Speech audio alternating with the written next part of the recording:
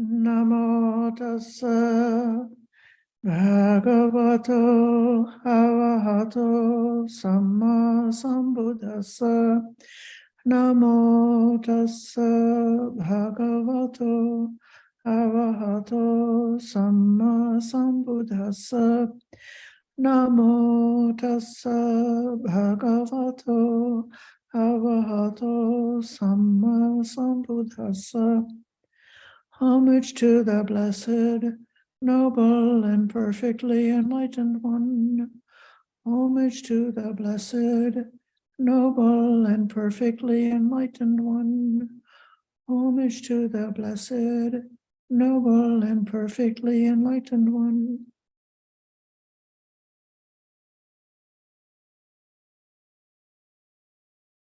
Welcome, friends, to this Tuesday night group.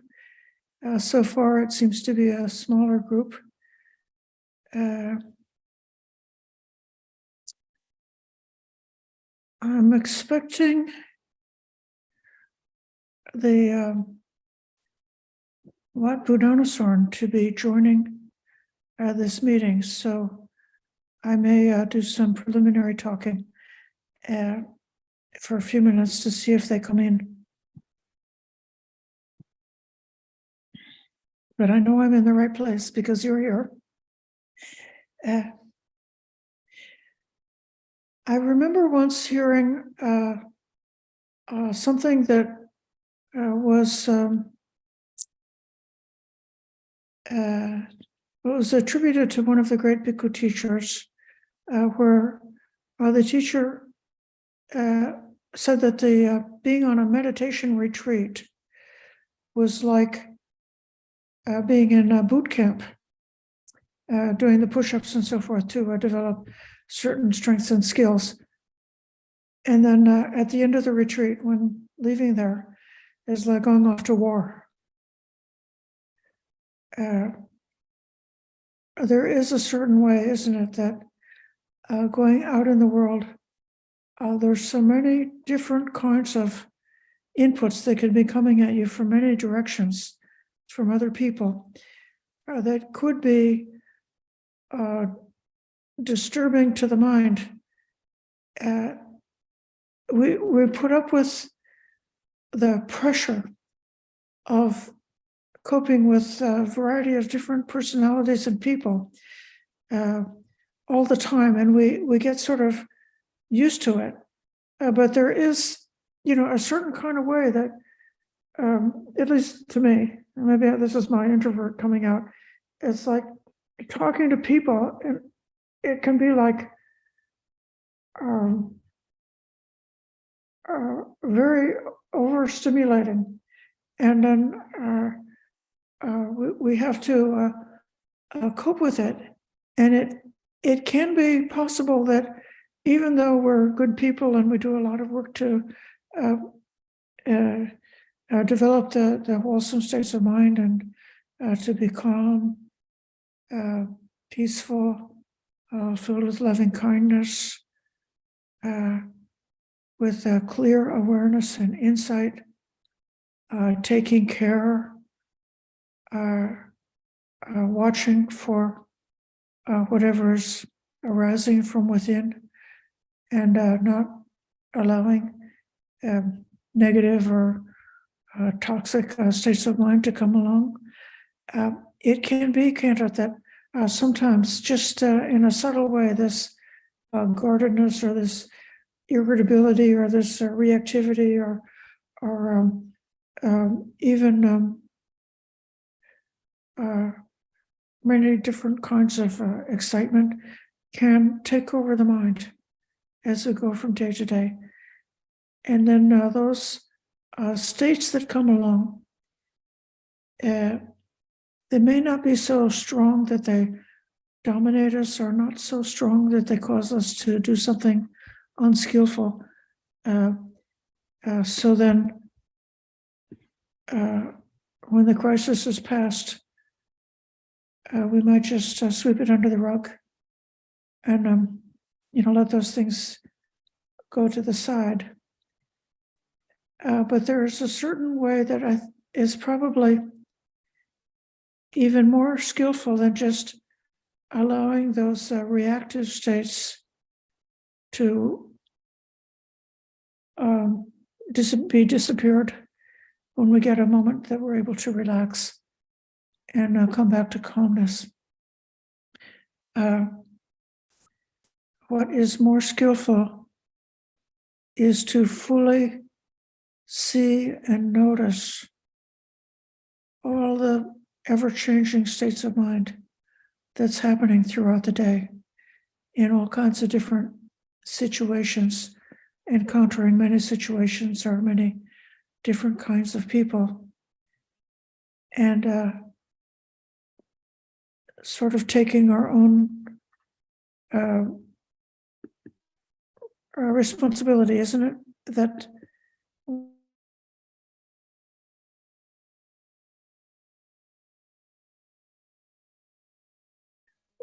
we're not just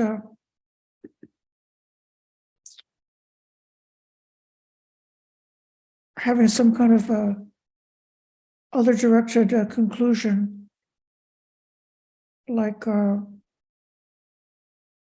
that was great, or oh, that was terrible. And just letting it go.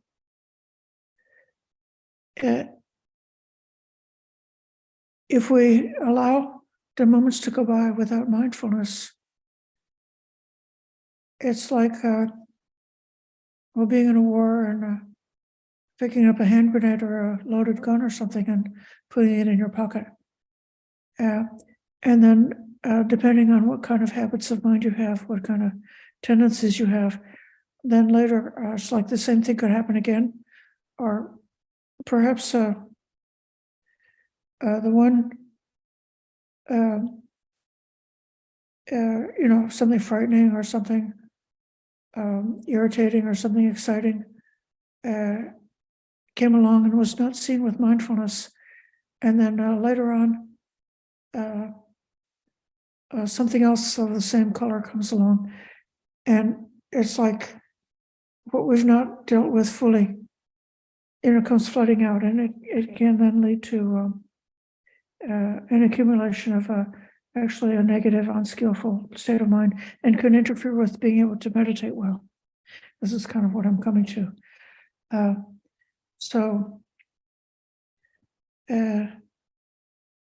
I spoke with someone today who really wanted to help, and was very considerate and supportive of the Bhikkhuni community, and was really wishing to do us a favor. And all of those things were so beautiful, but then this person was just, I don't know, getting like a little bit too close. And I throughout this meeting, I kept like backing up because his like enthusiasm was just a little bit, it was like too much. And so then it's good to be able to see what's arising, just to see it, just to acknowledge, just say, oh, it's like this. And just that acknowledgement could be enough. Or if the thing that's coming up actually is unskillful, like say, I'm looking down on somebody, or I'm critical of somebody, or I'm afraid of a situation, or I'm getting like greedy or excited or longing for something. That all of these states, if I know how to recognize the ones that are not skillful, then just acknowledging it can be enough to take care of it. Even acknowledging it with compassion. It's sort of like being in the room with a child, or somebody who's not skillful, not educated, and you just sort of have this reaction. So there, it's okay. I understand.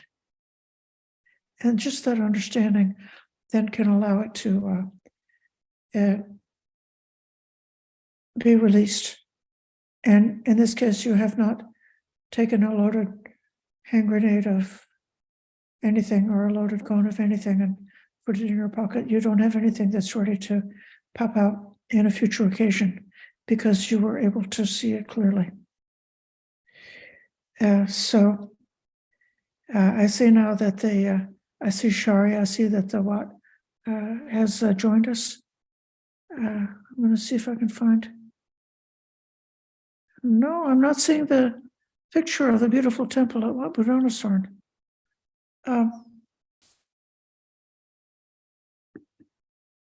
Sherry, do you know if we're going to have the Wat Buddhanasorn today? You know, I haven't heard anything about us not having Wat Buddhanasorn. I've been suffering from allergies, and I took some allergy medication and I fell asleep. So I thought, oh, I'll just join from home. Let me text Victor and see what's up. Thank you. You can give me a message afterwards. Okay. You want me to put it on the chat afterwards, or? Just put it on the chat here within this meeting. Okay. Yeah, okay, good, thank you. So let's... Yeah, it's from Wat Buddhanasorn. Oh, yes. This is Long P. Theravada. The computer PC have a blank screen on it, so we use a cell phone for temporary. Ah, okay. Great. Thank you. Now we can go ahead with our regular program for the first Tuesday. And I'm going to open up a little short devotional chanting for us to do together.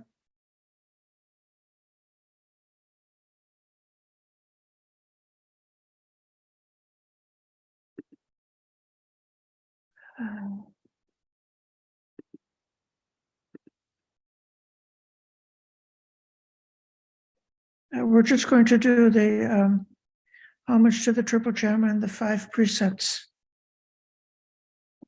So I welcome you to bow to the Buddha that you see in your house, if you have one in your house. And if you don't have a Buddha picture or image in your house, I invite you to bow to the Buddha that you could see in the small screen here behind me. Putting your hands together in Anjali and reciting together. Araham Samma Sambuddha Bhagava Buddham Bhagavantam Abhivademi Savakato Bhagavata Dhammo Dhamman Namasami Supatipanno Bhagavato Savaka Sangho Sangham Namami.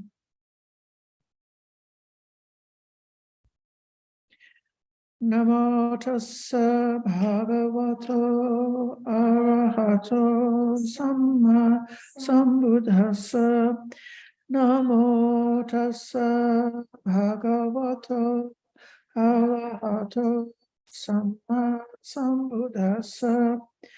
Namo tassa bhagavato arahato samma sambuddhassa.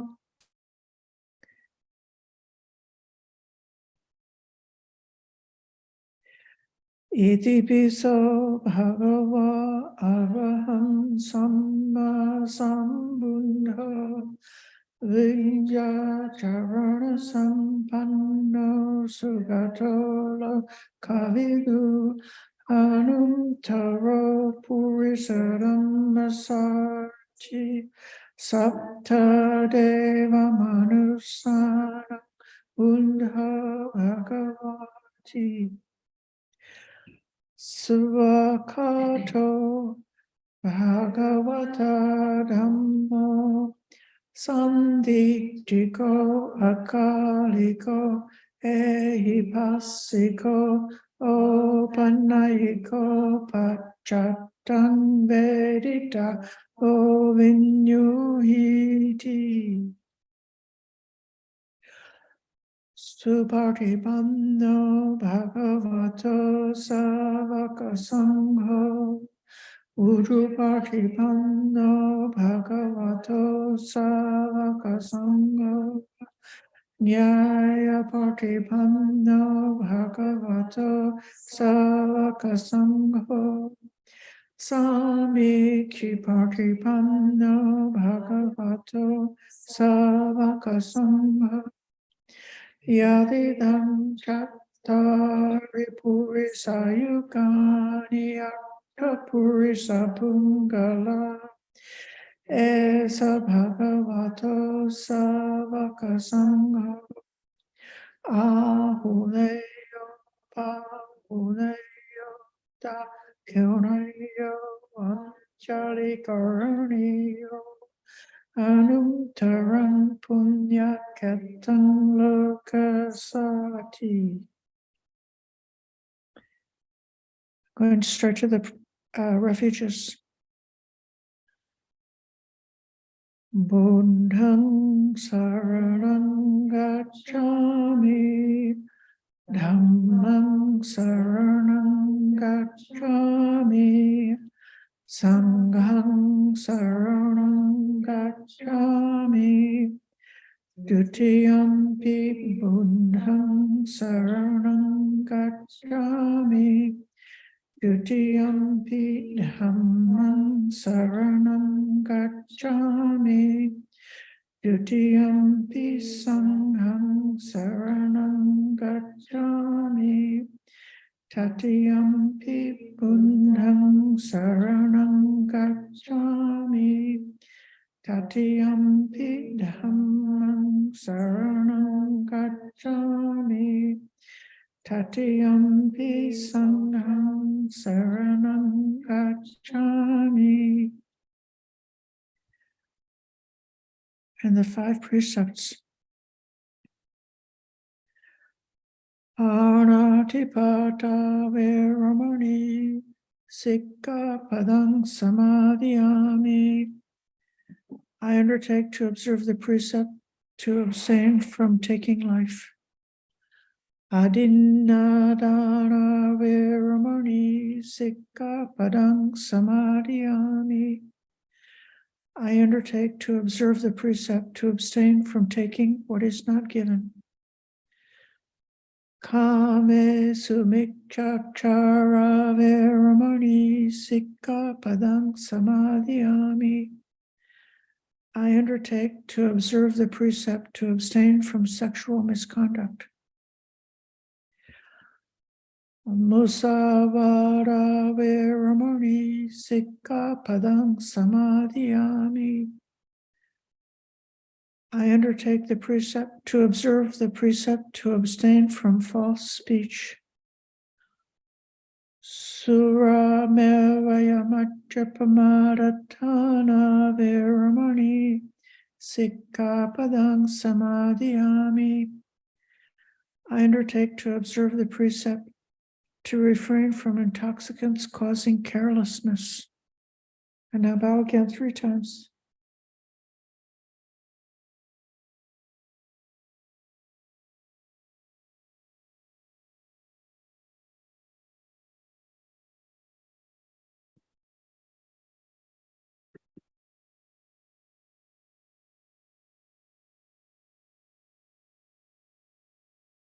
So let's sit for meditation.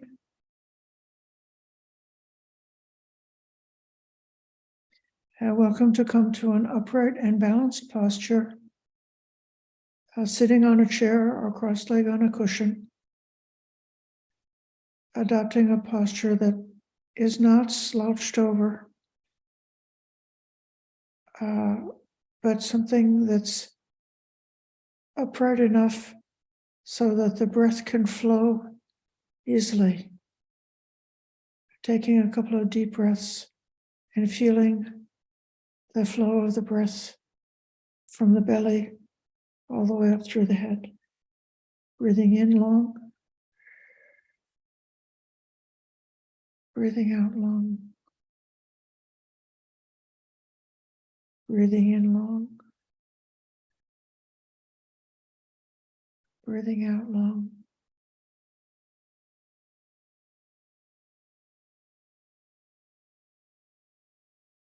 Keeping just enough energy to make the body upright and balanced,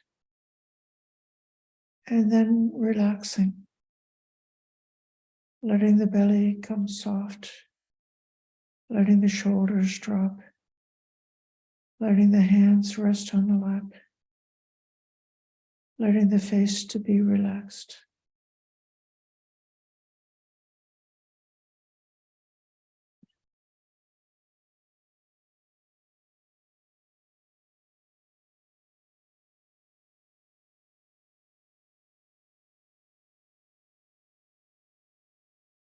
So relaxing the tension in the body.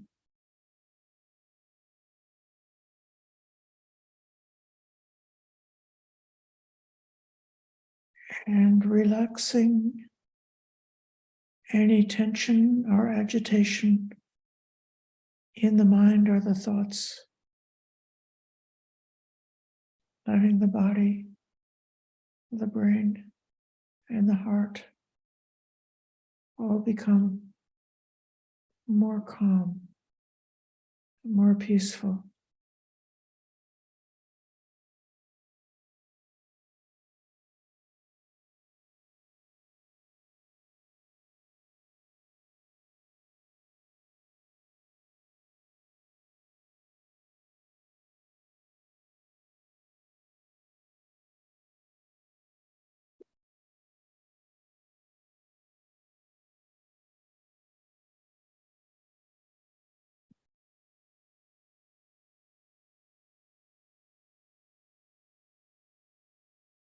Letting go of any memories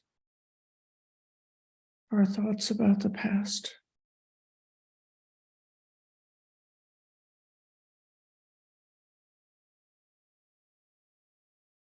Letting go of any plans, hopes, or fears about the future.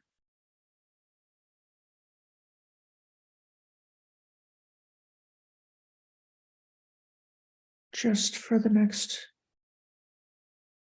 half hour of this meditation,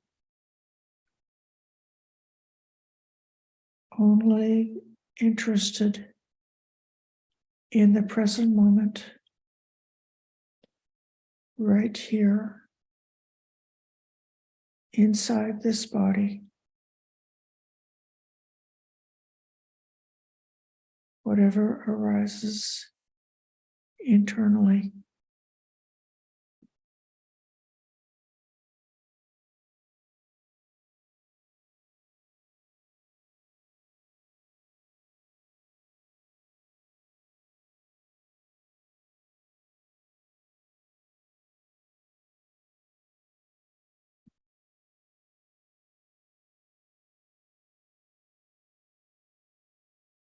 If you notice a sound,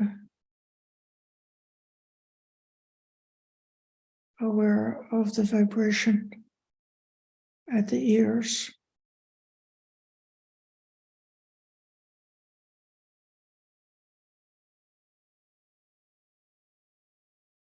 The sound hearing faculty. The experience of sound right here in your body.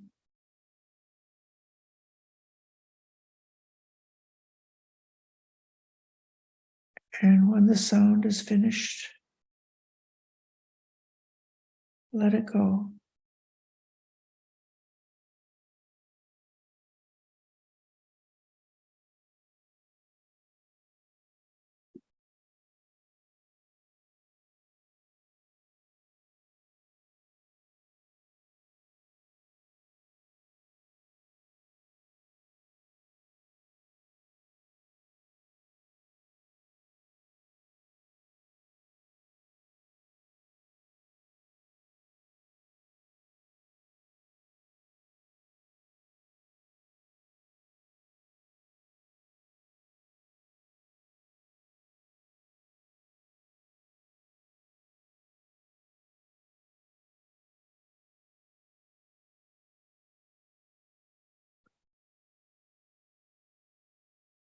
aware of the touching sensation. The seat pressing on the cushion or the chair. The feet on the floor. The hands touching. The air touching the skin. The clothing touching the skin.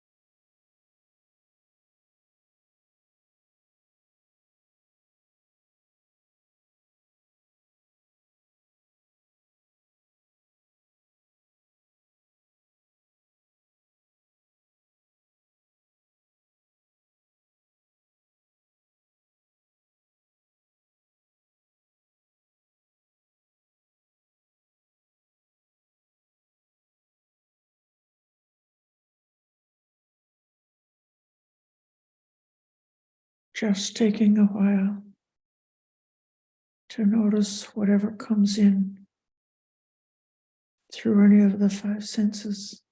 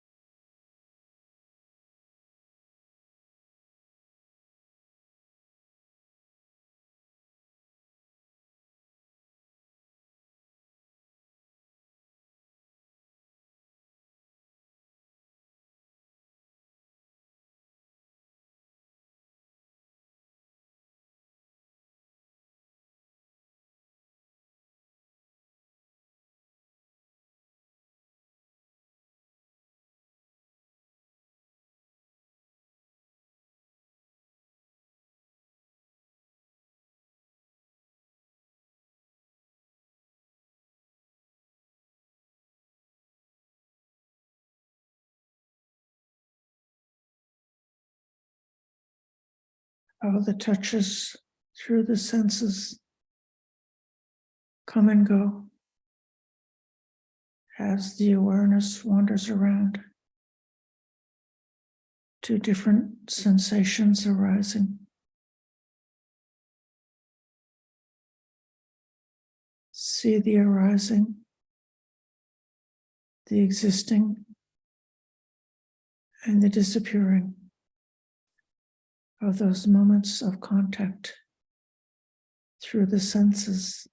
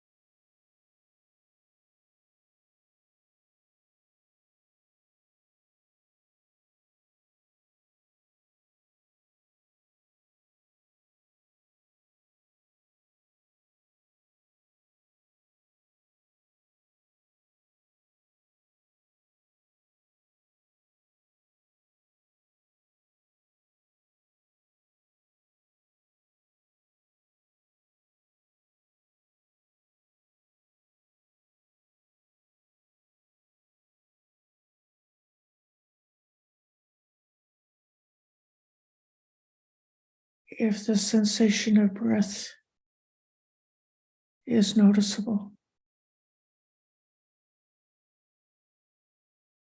Can let go of many diverse touches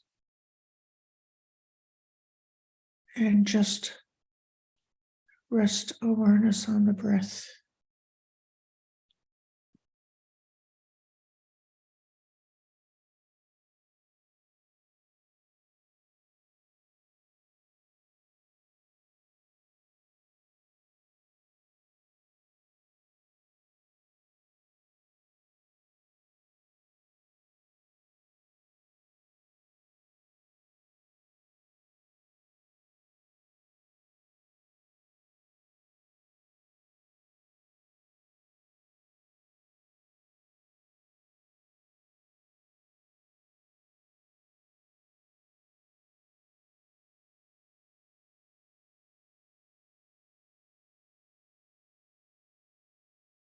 Letting the breath be in front.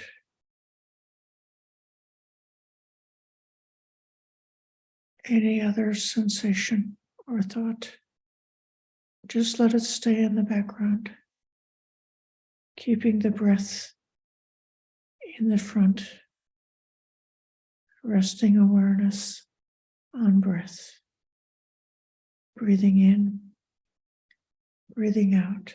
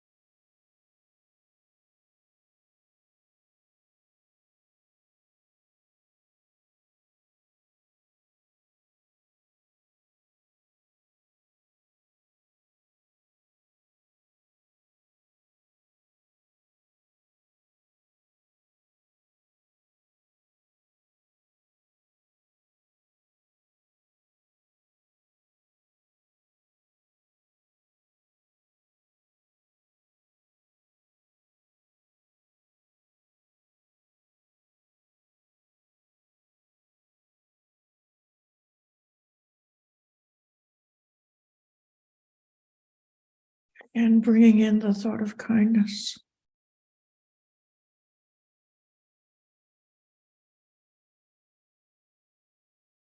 May I be free of hatred.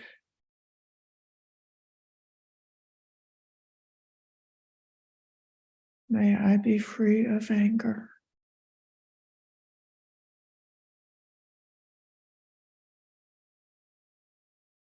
May I be free of anxiety.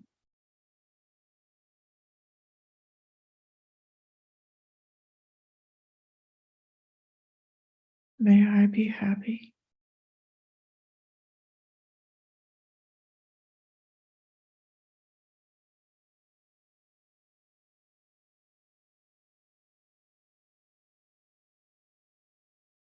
May everyone be free of hatred.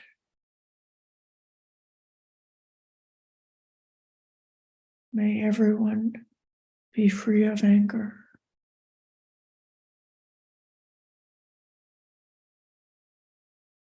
May everyone be free of anxiety.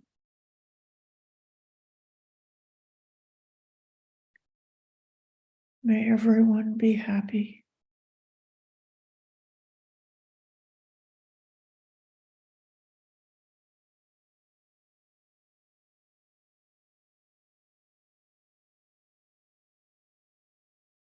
Radiating that thought of kindness for the whole world, including oneself and everyone.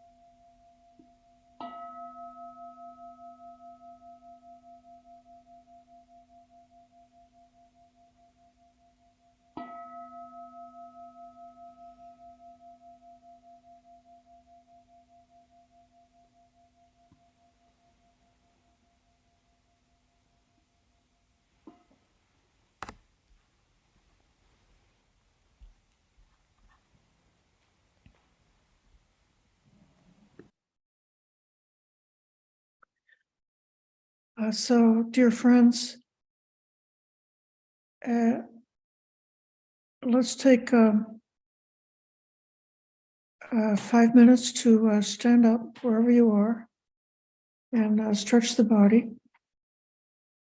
And then coming back, come back in 5 minutes and we'll have some Dhamma discussion. So having a 2-hour class can be a lot for some people. So just break it up, wiggle the body, stretch the body, do a yoga stretch or walk back and forth.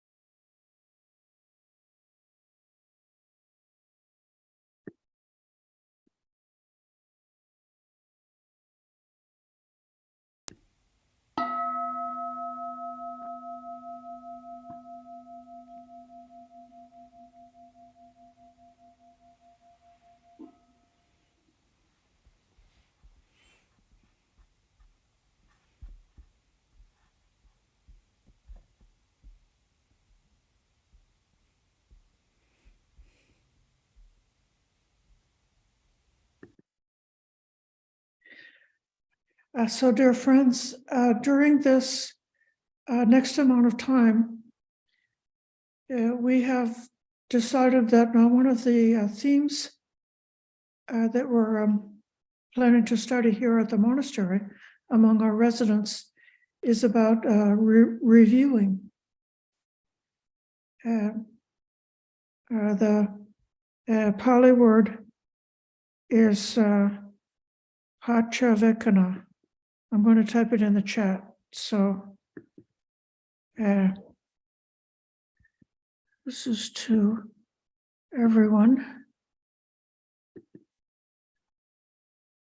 Pacca.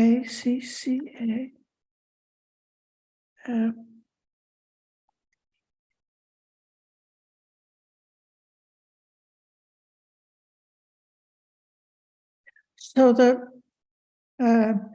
pacha, this patya, it's sort of like a reflecting or coming back.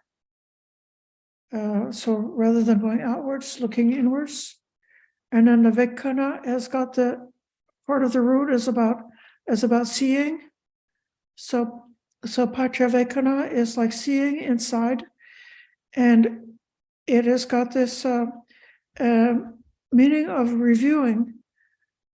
There's several different aspects of it or ways that it appears in different suttas. One idea is that there's a special training that the monastics have when we put on our robe in the morning. We're supposed to review why we're wearing the robe. Not for beauty, not for entertainment, but just for protection from flies and mosquitoes and the wind, and for modesty, and so on like that. And we're supposed to do that review, like if we receive something, and then when we go to use it, and then after we've finished using it.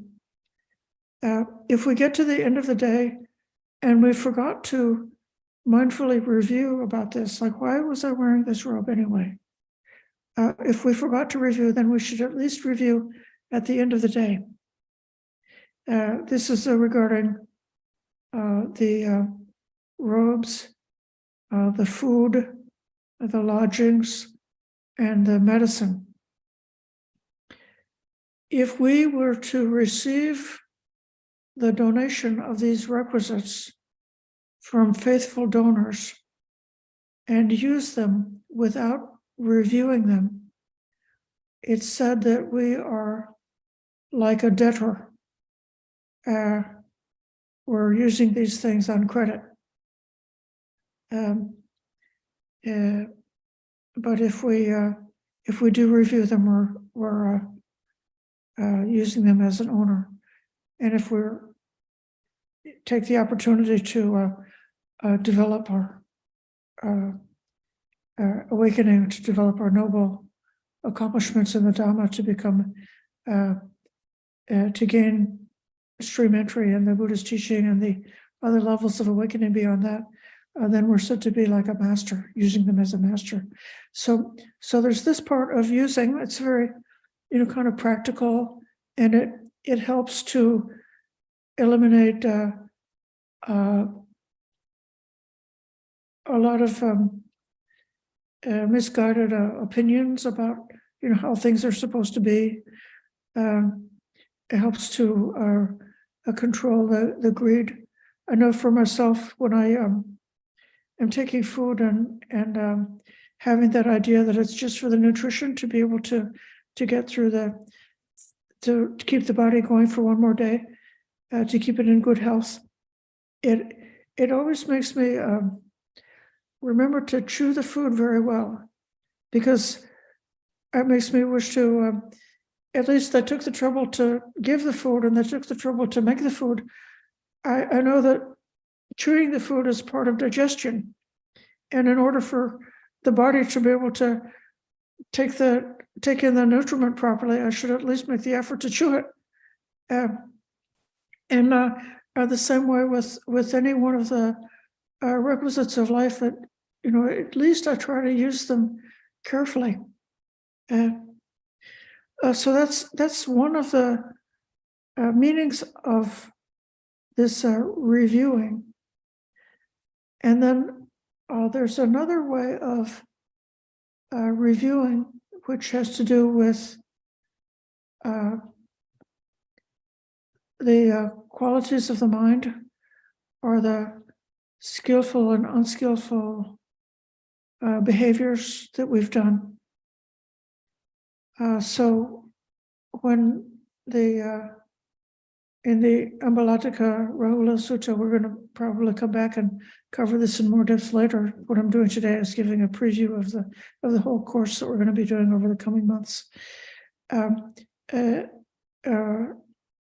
The Buddha's son Rahula was, apparently he had been caught telling a fib, because the Buddha called him and gave this very stern talk and said, you see this bowl of water? So what's it for? It's for washing the feet. And it says, right, and after you wash the feet, what is it like? It says it's dirty. It said, this is what the mind is like when you tell a lie. It's dirty. And then I said, pour out that water. And he poured it, made Rahul had to pour out the water and said, now what's the bowl like? It's empty. So this is what the mind is like when you tell a lie. It's empty. It's such a strong sermon. I mean, it's obviously it's a loving father who gives a memorable teaching to the young boy to be able to fix it in their mind, and then turn the bowl upside down and say, this is what your life is like if you're willing to tell a lie. It's turned upside down. So that's reviewing. And then he gave this very beautiful and actually really kind instruction about how to review. He said one should do the review 3 times: before doing something, while you're doing something, and after you've done it. And each time you should ask, is this action that I did harmful to myself, harmful to others, or harmful to both? And before you do it, you did this review. If you see it's harmful, then don't do it. But if you see that it's harmless, go ahead and do it. Then while you're in the middle of doing something, do that same review again. And if it's harmful, then stop. But if it's harmless, then go ahead and continue. And then after one is finished with that action, review again. And if you see that it was harmful, then make the determination, make a resolution not to do that same thing again. But if you see that it's harmless, you can make the resolution to go ahead and do it again and again, as often as you like, until you become tired of the busyness of activity and want to stop and go into meditation. And now this teaching seems so kind to me because so often either the mind has this ability for self-deception, and maybe we didn't realize beforehand that it was unskillful. But then while we're doing it, if we become sensitive, we see that it was unskillful. And he's not saying punish yourself, send yourself to hell, send yourself to jail, hurt yourself again. You've done something that's harmful to yourself, and so then you can hurt yourself a second time by beating yourself up about it. No, he doesn't say that. He says just stop. And then afterwards, he doesn't say that you have to pay a penance or something like that. He says, just make the determination not to repeat that same thing again. There's another kind of a review that's more focusing on the qualities of the mind. There's a particular sutta I'm going to tell you about here.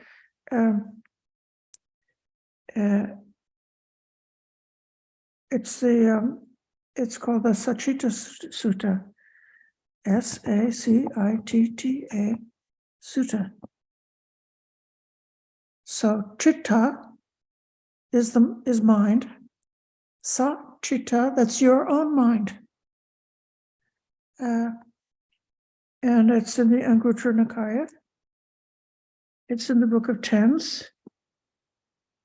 And it's number 51 in the Book of Tens. It's got a whole series of little suttas about reviewing in that section of the sutta. And so this one, it's focusing on the states of mind. He says, in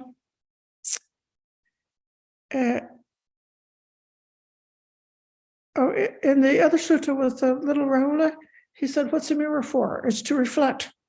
And then it says, yes, so you should reflect about the things that you're doing. Now, this one has the similar kind of metaphor.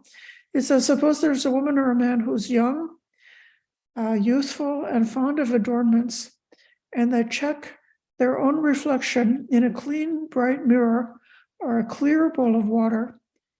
If they see any dirt or blemish there, they try to remove it. But if they don't see any dirt or blemish, they're happy. They've got what they wished for. They say, how fortunate, I'm clean.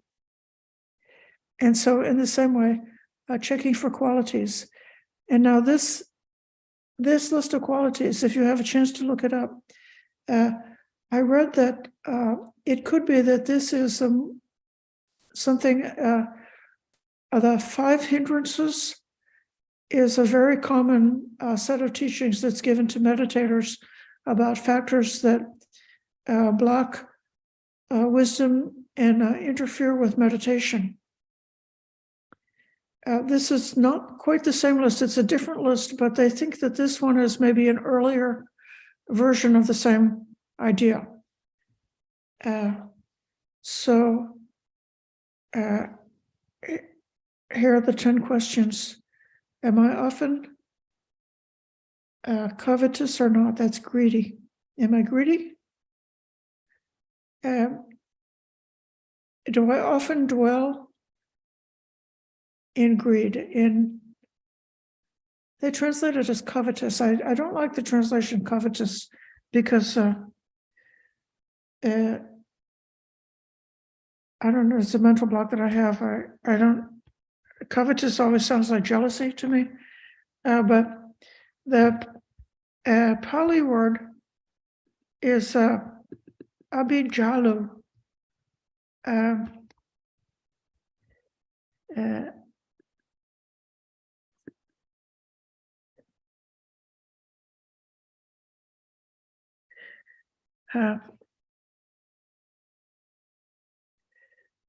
And I'm going to translate that as longing. Do I often dwell in longing? The word jalu is actually related to jayati, which means meditation. It's related to the word jhana. And so isn't this weird that jhana, which is something, or jayati or meditation was something so good and wonderful and beneficial, has got an evil twin, this other quality, which is called abhijalu, which is an unskillful longing for worldly things. And the abhi makes it into it makes a verb into a transitive verb. So you're longing for something outside. This would almost be like, you could say, there's like in the Eightfold Path, each factor has got a samma quality that's perfect, and then it's got a miccha quality that's wrong, that's unskillful. And so if I want to marry the most beautiful guy in the kingdom, and I'm spending my days and nights dreaming about and imagining what that beautiful person would be like, and how I could catch them, and how I could get them to notice me, and how I could get them to propose to me, how I could get them to marry me. This would be an example of abhijalu, that the mind is obsessed. It's become obsessed with something that's desired. That's what that's about. So am I often dwelling in this longing? Okay. And then the opposite, am I often dwelling without longing? Which is a whole other quality. It's not just the reversal. It's like to dwell without longing means I'm content, I'm satisfied, I'm full, I don't long for anything. Whatever's the result of all the causes and conditions that bring it to right now, that's it. I'm satisfied. I don't long for something different. So you see how covetous doesn't really tell the story about that word. And then the next one, am I often malicious? That's having the desire to hurt or harm.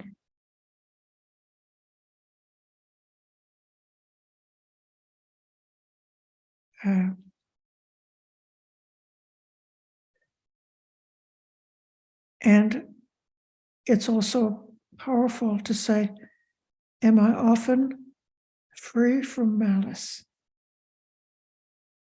It could even be that a lot of us right here in this room would be able to say, actually, right at this moment, I don't hate anybody.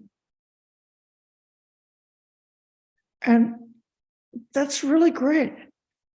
That's a wonderful, beneficial factor. And we should appreciate, enjoy, notice, and be happy anytime we can say, at this moment or during this day, I didn't hate anybody today. Yeah. So noticing the presence of these bad qualities, but also noticing the opposite is very beneficial, strong, powerful practice to, for what purpose? Well, it supports meditation, it supports wisdom, and it supports true happiness, and sets the base for the development of wisdom. Then the third one is, am I often overcome with dullness and drowsiness?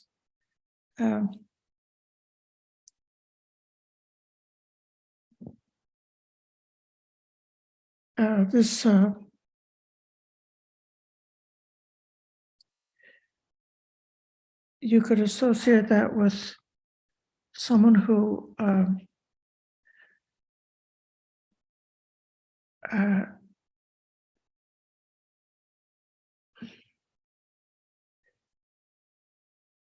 it could just be sleepiness, or it could be something that's very close to ignorance, in the sense that, like, if you're in a situation that's unpleasant and you don't want to see it, and you just kind of like make yourself dull so you don't notice the unpleasantness or the pain of the circumstance. So people who are sort of like beaten down by life sometimes can become very dull.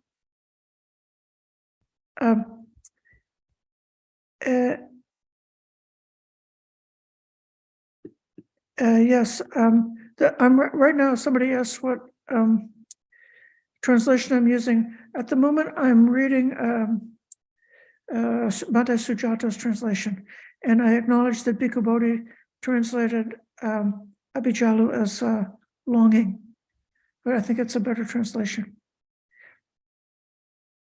So am I overcome with dullness or drowsiness, or am I not? Am I free of dullness and drowsiness? That would be, being awake. Am I often restless, or am I often free from restlessness? Am I often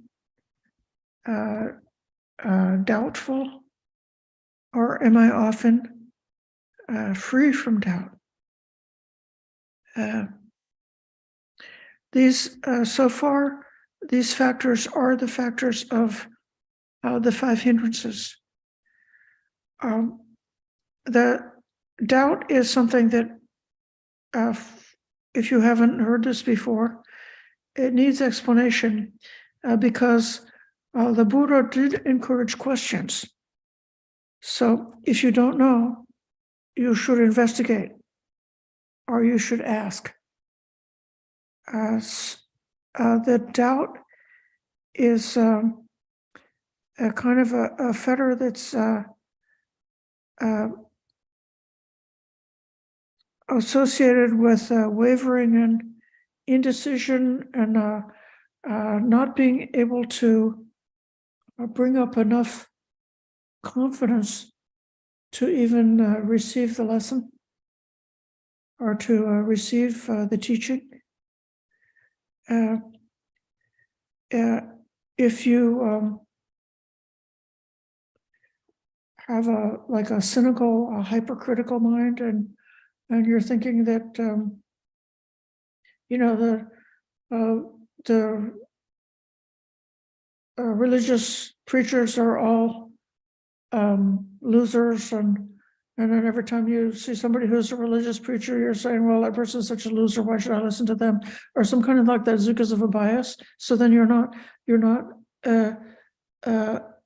willing to arouse enough a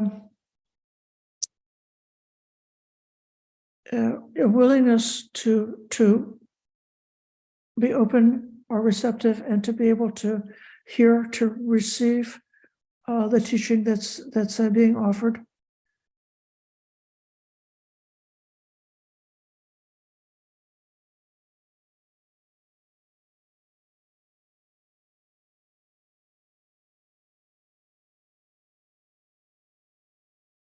When I was first starting on this path, I was skeptical of religious people in general, and I was very tuned into any kind of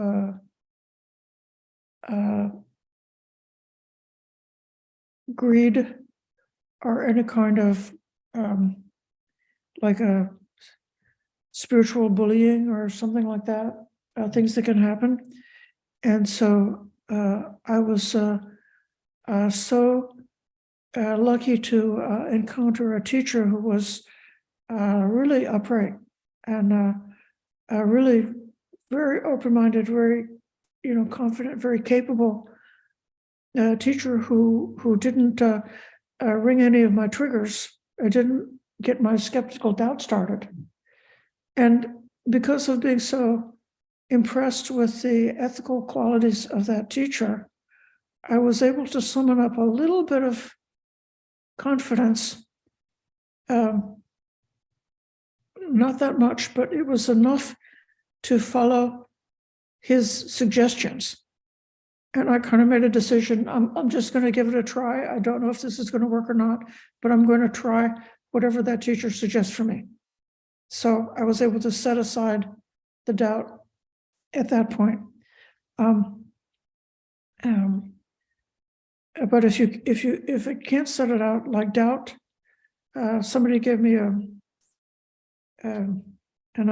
nice way of thinking of things. The doubt can become like a fortress that doesn't let anything in, right? So you want to be free from that. Then the next one is here. This translation I have is irritable, but it's koda. It means angry. Am I often angry, or am I free from anger? So anger is a little bit. It's related to malice, but it's perhaps not as well developed as actual malice is, like a settled intention to harm. And then anger could be just a reaction that flares up and goes away, or some kind of an emotional thing that flares up without necessarily being as strong as a level of being intentional as I think malice is. And then a person can be malicious without being angry. Isn't there that statement like, don't get mad, get even? So someone like that who's a very cold person, they're not angry, but they're malicious. Or somebody who thinks it's okay to kill a living creature.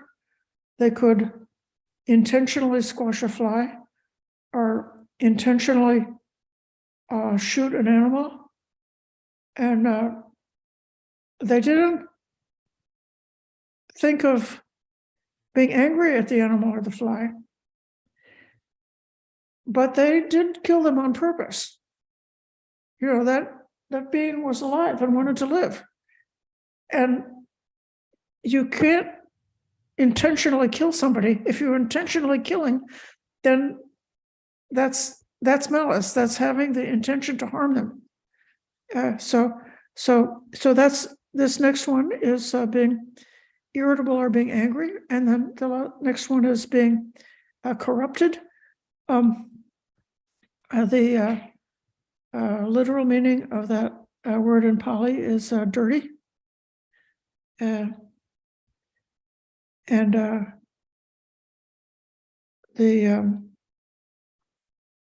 probably you could go into a whole other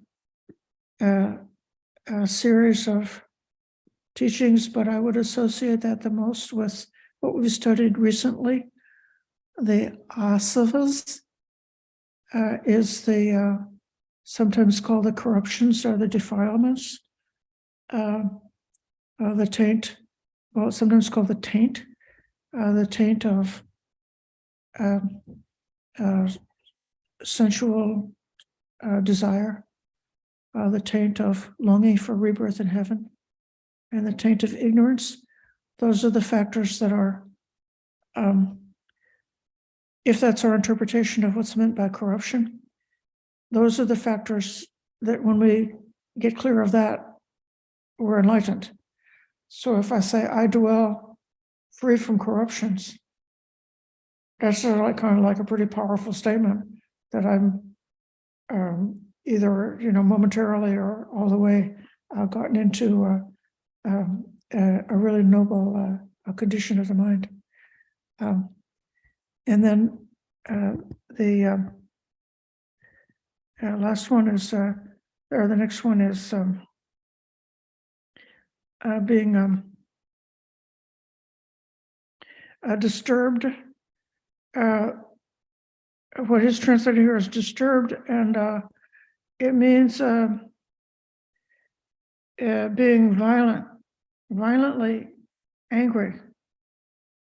And then this last one, I actually like this one very much. Am I often energetic or not? So being energetic in the Pali is stirring up energy, making the right effort on the path. So this is the wholesome energy. You've been able to arouse that good wholesome energy. You're able to kind of nurture and elevate that energy to a high level, like to be heroic in energy, to be able to steer and guide the energy to keep it going in the right direction. And you're able to be persistent with energy so that you keep going until you reach the goal. That's what right energy is. And then the Pali word for being without energy is called kusito, and that has a very specific literal meaning, which makes it so vivid to me. It refers to the granary where you put the rice at the end of your harvest. So if you've been successful, or let's say your parents have been successful, and after working all year long, they've collected a great crop of rice, and the granary is filled up to the top with rice, and you are the son of a wealthy family, and your family has got a lot of rice and a lot of cows, a lot of servants, a lot of stuff, and everything is good. And so then you can just kick back and relax because you don't have to do anything. And so that's the meaning of lazy. It's like the laziness of that child of a wealthy family that has got the granary full of rice. And so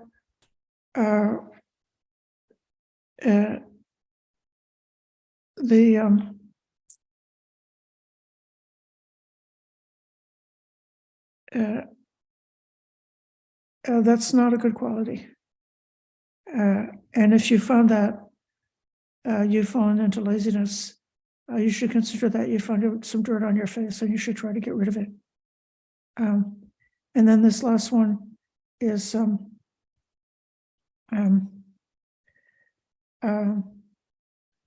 samahita,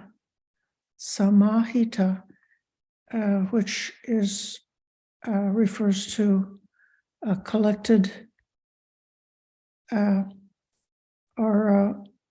Bhante Sujatra translated as immersed in samadhi, meaning immersed in meditation.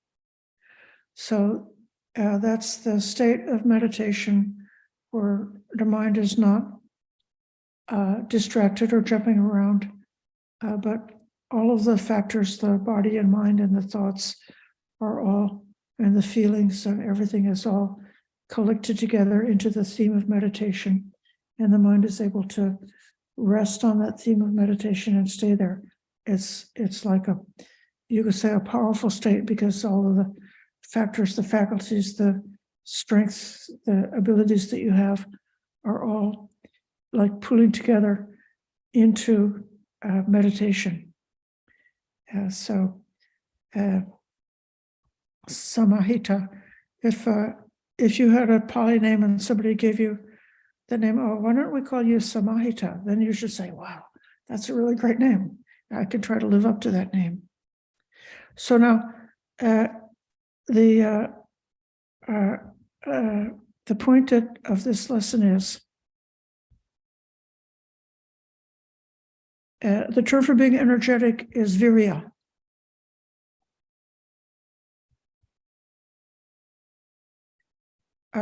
Now this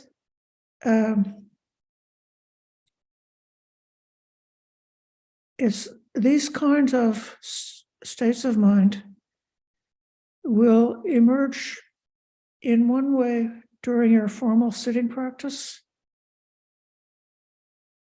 and they may emerge in a very different way as you go out along through the day. So just for example, if you have some work to do, some chores to do, or something that you've undertaken, and you do your work and complete your work and wrap it up and put your desk back in order, put the chair back, and then go and sit down on a comfortable chair at the end of your work, and you say, that work is done. You know, you may have that moment, that kusita moment, that lazy moment, like the granary is full, I've finished. So now I can just relax and, let the mind ramble. Or maybe I can just relax and turn on some entertainment. because I finished my work, and so now I can be lazy for a little while. But if you're not careful, this like laziness could become habitual, couldn't it? So this is just, at this point, it's just saying, check it, know where your mind is at.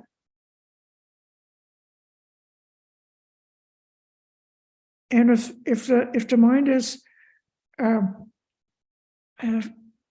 free of any of the negative states, know that the mind is free from those negative states.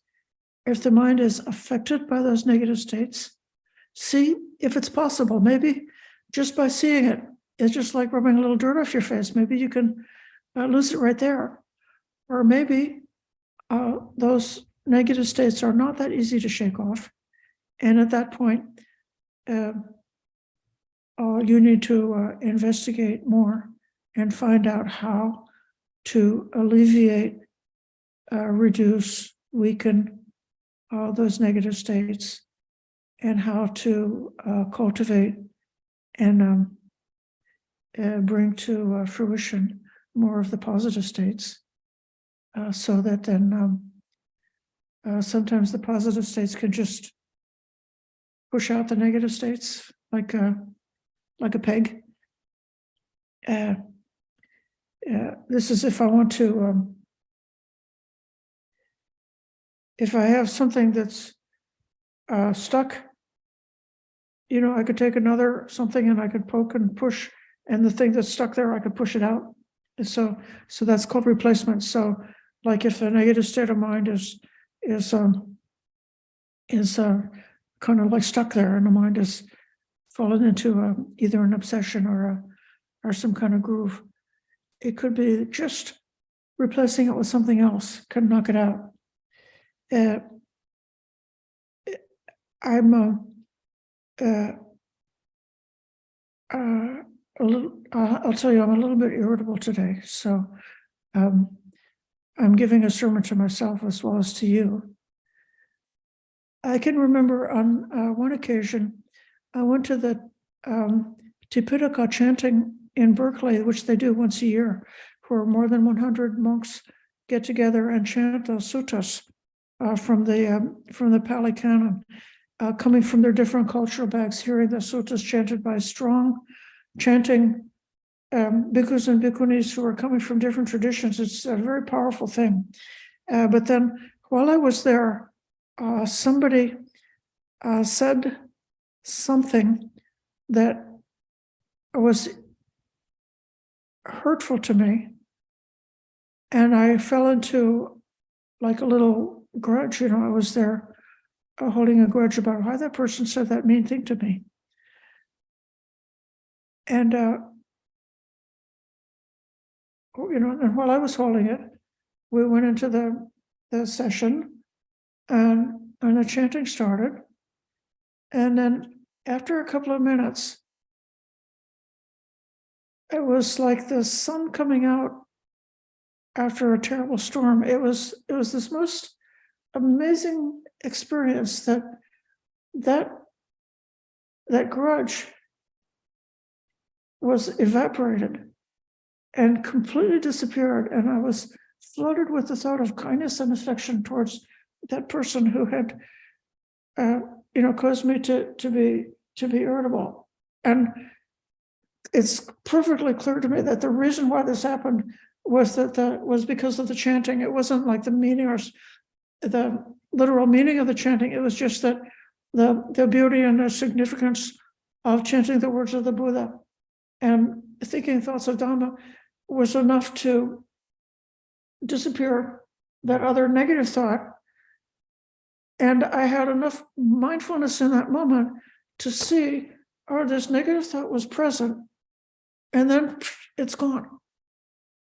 And so, wow, this is so interesting. If you could just be so mindful and do this like reviewing all the time, we could see that these positive and negative states of mind are actually changing all the time. they're here and they're gone, they're here and they're gone. Even if we have, something that seems to be more persistent, nevertheless, that is also constantly changing. And being able to observe them carefully and try, if we can, to get rid of the ones that are hurting us. The final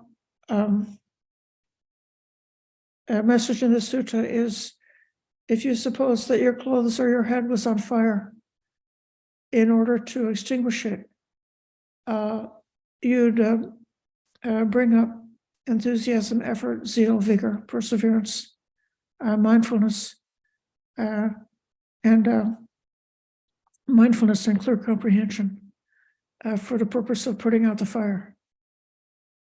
So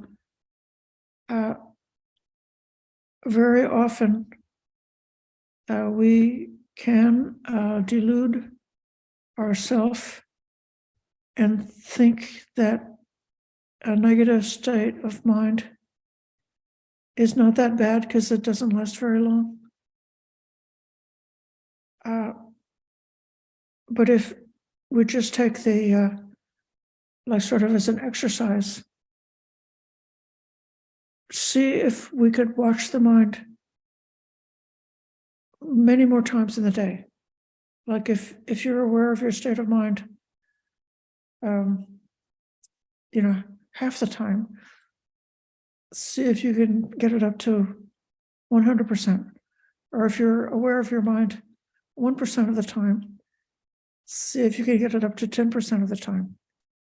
See whether each time you change your posture, you could be aware of your state of mind. Each time you open a door, see if you could check what's the state of mind. Where am I at right now? What's it like? What's it like to be me? What's it like to have this state of mind? And then come to your own discretion or your own wisdom about it. Don't just take it from me. If I tell you that laziness is a unwholesome state of mind, maybe deep down you think it's wholesome. So you better investigate and find out so that you actually know for yourself what's good for you and what's not good for you, what's hurtful to you or what's hurtful to others. And in that way, this teaching, which is in a certain way, we can kind of skip over some of these teachings because they seem to be simple. These teachings are simple, but if they're simple, if you just, it's in a book and you put the book on the shelf, that's simple. You can read it and understand what they're saying. That's simple, and then put it on the shelf. But if you actually applied it, then you would find that it was very profound and could be very transformative. We've decided these different kinds of reviewing, we're going to be trying to make this one of our focuses during the Vasa, which is starting in July, going all the way through November. So you're going to hear me yammering on about different types of reviewing the power and the transformative impact it can have. As I learn more about it, I shall be sharing it with you.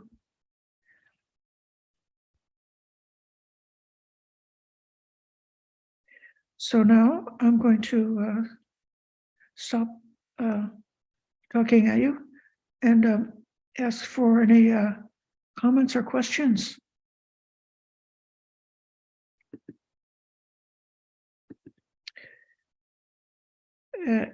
I do apologize for butchering the Pali, but this was not like a formal sutta talk. I was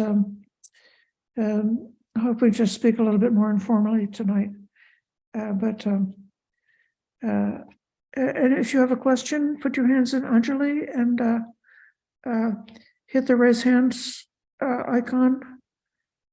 Okay, Diana. I'm happy to see you. Have you been to this class before? I haven't.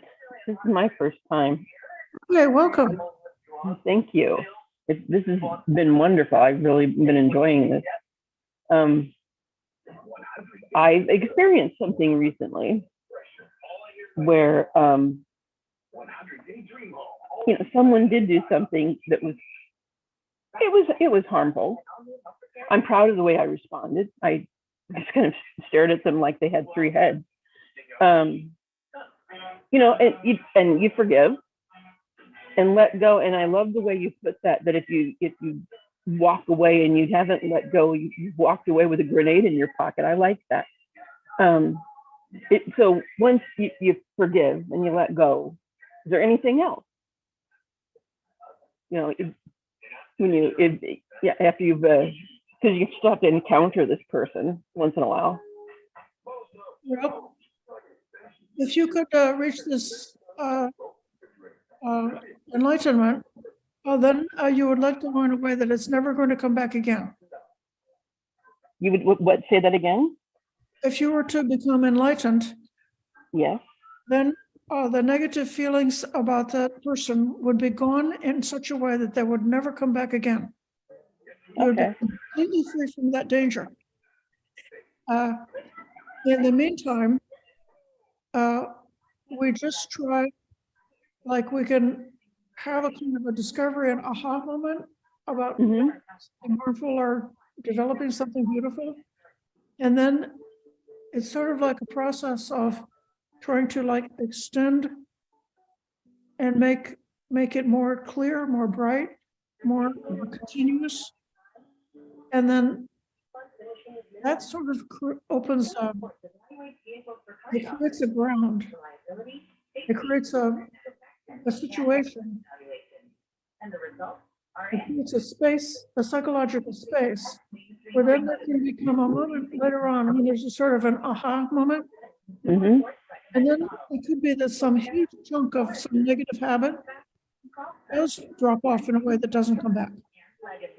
So you just, whenever you've done something wholesome, try to notice how it happened.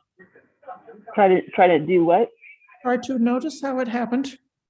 Okay. And then to repeat the same thing until you can do it every time that same unpleasant thing happens.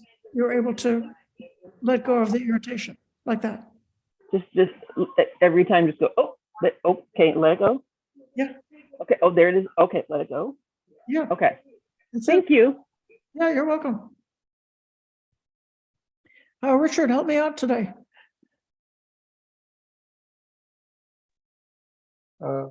Thank you, Raya. I just wanted to make a couple of points. One is here, number 5, plagued by doubt. If one attains to one of the noble levels, say hearing entry, or like most people say stream entry, one of the things that you get is you no longer have doubt in the Buddha's teaching, but you can still have doubt in yourself. So as you're trying to get past the hindrances to attain jhana, because that's mostly where you see the hindrances. You have to get past the hindrances to attain jhana.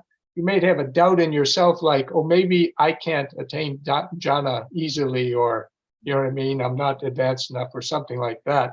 But you won't have a doubt per se in the Buddha's teaching. Now, you may not quite understand something in the teaching, but again, that's a doubt in yourself. Oh, I don't quite understand what the Buddha means by that. You know what I mean?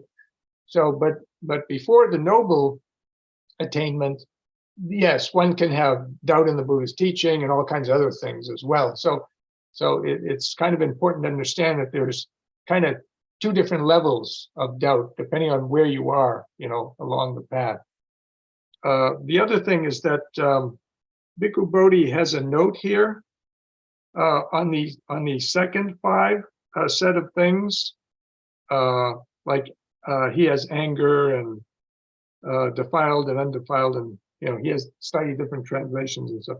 But in in the agamas, Chinese agama.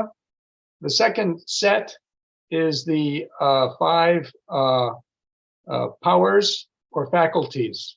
You know, it's the same set basically. One means you have the potential, the faculties. The other means you actually have some attainment in them, the powers. So there's some question here as to whether or not, you know, this is the actual set or is that the actual set by some scholars. You know, I'm not passing judgment or anything. But the interesting here is that the first 5 are like, you want to be absent of those things. But the next 5 is you want to have those things. You know what I mean? So they're kind of like contrasts, you know, in yourself as you're, you know, trying to develop yourself on the path, you know. But if anyone's interested, they can look in the Anguttara Nikaya, section 1, and it's Sutta. Well, those are 1, so there's several suttas in a row, 414 to 418, and they can see the list of the 5 faculties and 5 powers there. If they just want to see a contrast in the differences between them. Anyways, that's all I wanted to say. Thank you. All right, thank you very much. If Shari can come back, I'd like to have your question or comment. Yes, I'm here. Did I disappear? There you are. Now you're here. Yeah. Well, I just I appreciate your talk tonight. It really speaks to something that I've been experiencing lately. I never, and I'm wondering if doing a review is a sort of specialized way of developing awareness and consciousness of a specific thing, sort of like directing your attention in some area, but it's generally like having an awareness of something. And my example from my real life is just kind of like even tonight, you know, I just, as I'm getting older and I'm in my 70s, I just don't have the energy that I used to have. And so I always have to titrate what I do and think about, am I overexpending myself? Am I going to fall down in exhaustion? Or am I taking good care of what energy I have? And along with that, I find that I've also developed a sort of a distance from the world, which could almost, it's not like anger really, and it's not like dislike so much. I never noticed the feeling tone of it actually till I went on retreat this last week. And it is sort of a mild aversion to a lot of things that never struck me. It just feels like I'm more distant as I get older. So I don't know if you have any comments on that, but I guess my question is, isn't this review less like a moralistic review and more like kind of shining the light of awareness on specific aspects of your experience? Thank you. It's a great question. And I love what you said about the shifting pattern of energy and also how we may have an evolving sense of all, like with all of the excitement or whatever, like out in the world, all the things that we might encounter, like what's good for us or what's too much. And so I think then you have to have you have your own compass within you about what is wholesome or unwholesome for you. Or if you don't naturally have it, you can develop it. Or if you naturally have your own compass, you can refine and develop and strengthen the clarity of your own inner compass about what's beneficial or what's harmful and what's not harmful. And so then it could be that when we were younger, we thought that excitement was not harmful. But then maybe as we get older, excitement is like, it's a waste. We become disenchanted with excitement, and so we don't seek it out in the same way. So, and that doesn't mean that that's necessarily aversion. It's because you become more wise, or you've developed your sensibility about what's beneficial or harmful for you. And so in that way, when we got this inner clarity, otherwise we will become we can become very confused about how to apply these lessons, about if you take them as like a moral lesson, like thinking that we want to develop virya or energy, then thinking we have to, make too much energy, too much over effort, be too much tension in our effort, exhausting ourselves or making ourselves ill with too much effort. That's not what the Buddha wants. He wants it to be balanced. So it's because we've got the golden standard is what's harmful and what's not harmful.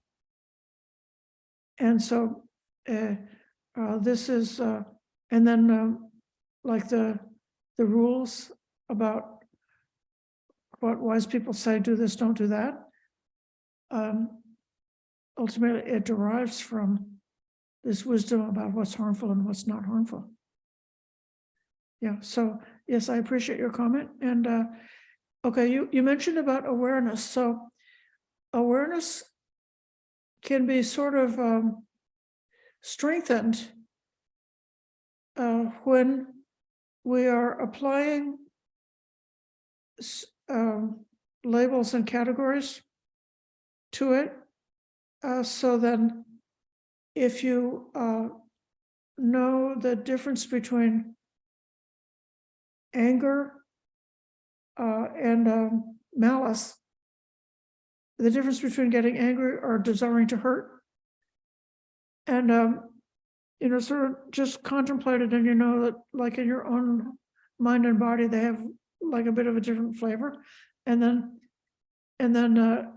you can like recognize it. This is like I compare it with bird watching, which I used to do a lot, and it used to be that when I was a beginner, I had to spend a long time just looking at one bird and then looking in the book and trying to see which bird was it, and does he have a yellow ring around his eyes, or is some kind of a little bit of red on his belly or something, and to know what it was.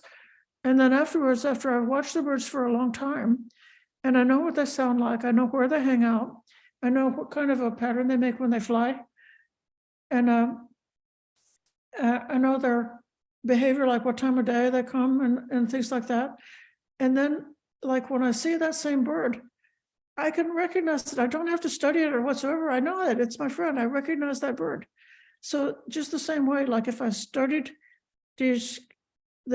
some list of the qualities to avoid and the qualities to develop, so I can recognize it easily, quickly. I can say, oh, yes, this is freedom from anger, or this is anger. When I can recognize it quickly, then it's much easier to take care of it. Damon, you have a question? Yes, thank you. My experience is that with respect to reviewing, no matter how much I could try, that to be aware that I will always have blind spots that I will never be able to see on my own, and that therefore a teacher that will have regular contact with will always be indispensable to help me see what I cannot see for myself.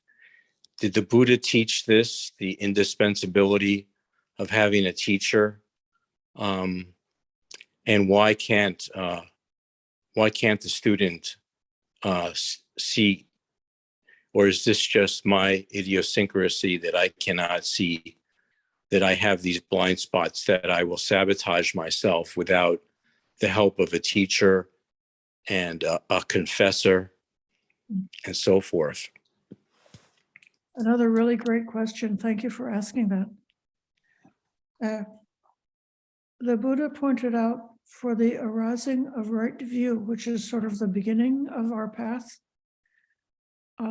the two factors are our own mindfulness and clear comprehension. And then the second factor is called the voice of another. So at the beginning, having the voice of another, but also checking it against our own experience. So both of those things together in order to get launched on this path of practice. I would never say never in the case of being able to see for oneself. And the reason I think of that is there's an idea of like when a student is dependent in their training and when they become independent. So when someone is realizing the noble state of awakening, at least stream entry, they are much more independent. But then even bhikkhus are in the ancient stories who had, stages of enlightenment, but not fully awakened. Even some of them had blind spots and had mistakes in judgment, and did need to have the teacher to see that they were they needed to make an adjustment on their practice. And it's such a boon for the enlightened, for the Sangha at the time in the lifetime of the Buddha, because they had the teacher who was supremely capable of seeing where the blind spots are and pointing them out in a way that they could be understood, so that so many of the students were able to make the progress and go all the way. I was interviewed the day before yesterday by a monk who's doing a research project for his degree. So they were doing he was doing an academic study by means of open-ended interviews. So he was interviewing different monastics, and he asked if I could meet the Buddha and talk to him. What would my question be? Would I ask a question? What's the question I would ask? And my question was, if the Buddha would please look at my heart and see what's holding me back, and give me a tip, how to get past that. So, yeah, it's true. It's true what you say, but I would never say never. I think it is possible to become independent. Thank you. I think this is enough for tonight. I appreciate everybody's patient listening and your wonderful questions and comments.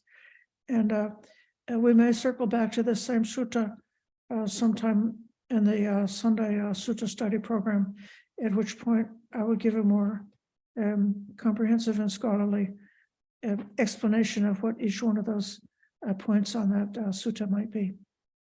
For now, let us pay respects to the Buddha, Dhamma, and Sangha. Thank you so much.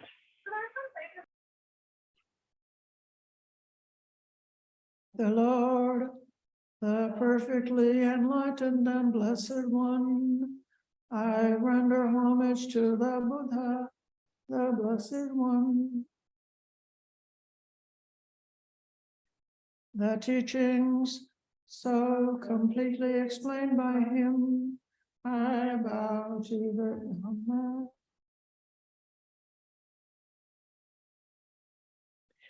The Blessed One's disciples who have practiced well, I bow to the Sangha.